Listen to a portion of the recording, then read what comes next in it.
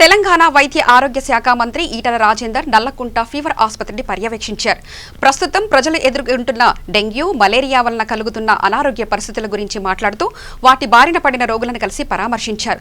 తగు జాగ్రత్తలు తీసుకోవాలని వారికి సూచించారు. ఈ సందర్భంగా ఈటల రాజేందర్తో పాటు వి హనుమంతరావు పాల్గొని బాధితులను పరామర్శించి వారు ఎదుర్కొంటున్నటువంటి సమస్యల విషయమై మాట్లాడారు.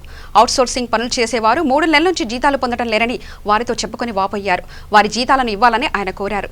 రోగులకు తగిన సదుపాయాలు అందించాలని ఆయన అన్నారు. వేలాది రూపాయలు ఖర్చు పెట్టుకుంటున్నారు. కానీ జూన్ మాసంలో ఈ సంవత్సరం జూన్ మాసంలో ఈ హాస్పిటల్లో 25,000 మంది ఓపీ ఉంటే 25,000 మంది ఓపీ ఉంటే 9 కేసులు మాత్రమే. 9 కేసులు జూలై మాసంలో, అదేవిధంగా ఆగస్టు మాసంలో ఆగస్టు మాసంలో 51,000 ఓపీ ఉంటే 51,000 ఓపీ ఉంటే 61 పాజిటివ్ కేసులు నమోదవడం జరిగింది. మ్యాక్సిమం ఇందులో కేసులను కూడా వైరల్ ఫీవర్స్ దాదాపు 741 కేసులు వైరల్ ఫీవర్స్. ఫీవర్ హాస్పిటల్ పేరే ఫీవర్ హాస్పిటల్ కాబట్టి ఇవాళ వేలాది మంది ప్రజలు ఇక్కడికి వస్తూ ఉన్నారు. ప్రతి నిత్యం ఓల్డ్ పేషెంట్లు కావచ్చు, కొత్త పేషెంట్లు కావచ్చు, 2,000 నుంచి మొదలుపెట్టి 4,000 వరకు పేషెంట్లు వస్తూ ఉన్నారు. గతంలో ఇక్కడ ఓపీ కేవలం 6 కౌంటర్లు మాత్రమే, 6 డాక్టర్లతో మాత్రమే చేసేది. ఇవాళ 25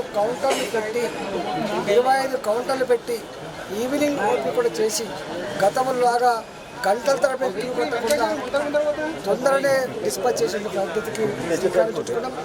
రెండవది, అవసరమైతే ఇంకొక 10 కౌంటర్లో 15 కౌంటర్లో అడిషనల్గా ఏర్పాటు చేసుకొని పేషెంట్ రాగానే ఒక హాఫ్ అన్ అవర్లో డిస్పాచ్ అయ్యే పద్ధతి కోసం ఏర్పాటు చేస్తూ ఉన్నాం.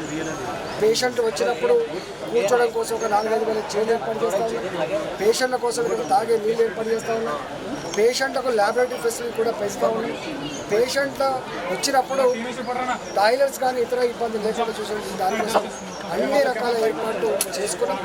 ఇక్కడ అనేక రకాల స్ట్రక్చర్స్, పాత స్ట్రక్చర్స్ ఉన్నాయి. అవన్నీ కూలగొట్టుకొని ఈ ఓపీ కోసం ఒక కొత్త బ్లాక్ నిర్మాణం చేసుకోవడం కోసం ఇప్పటికే ముఖ్యమంత్రి గారు ఈ కోరంటీ హాస్పిటల్, ఈ ఫీవర్ హాస్పిటల్ని మరింత గొప్పగా తీర్చిదిద్ది ఇక్కడ పేషెంట్లకు ఏ ఇబ్బంది లేకుండా చేసే ప్రయత్నం చేస్తాం. ఇక్కడ ఇన్పేషెంట్ ఎవరైతే ఉన్నారో చాలా తక్కువ మంది ఉన్నారు. అంటే మేము ఎన్ని బ్లాక్లు అయితే రెడీ చేసి పెట్టామో అన్ని బ్లాక్లలో ఐపీ లేరు, ఇన్పేషెంట్ లేరు. అవసరమైతే ఒక 2 బ్లాక్లు ఎక్కువ చేసుకొని కూడా ప్రయత్నం చేస్తామని చెప్తాను. నేను ప్రజలకు విజ్ఞప్తి చేస్తున్నాను.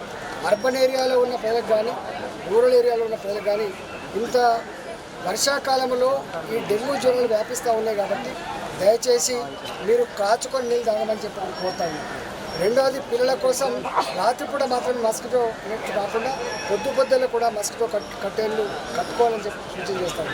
మీ పరిసరాలు శుభ్రంగా ఉంచుకోవాలని చెప్పి మనవి చేస్తా ఉన్నా. దయచేసి మీరు ఈ చర్యలు పాటిస్తూ జ్వరాలు వచ్చినప్పుడు ప్రభుత్వపరమైన వైద్యానికి రండి. తప్పకుండా అన్ని రకాల చర్యలు తీసుకొని ట్రీట్మెంట్ చేసి పంపిస్తామని చెప్పి మీకు విజ్ఞప్తి చేస్తున్నా. ఒక్క కేసు కూడా ఫీవర్ హాస్పిటల్లో డెత్ కేసు జూన్ మాసంలో కానీ, జూలై మాసంలో కానీ, ఆగస్టు మాసంలో కానీ ఎక్కడ కూడా ఒక డెత్ రిపోర్ట్ కాదు. She knows of the problem of the patient. ఆమె పోతే ప్రభుత్వాన్ని కూడా తప్పనిసరిగా మీరు శ్రద్ధ తీసుకుంటుంది అనేది నా ఉద్దేశం. మంత్రి గారు ఏం తీసుకున్నా ముఖ్యమంత్రి గారు బడ్జెట్ రిలీజ్ చేయాలి కదా.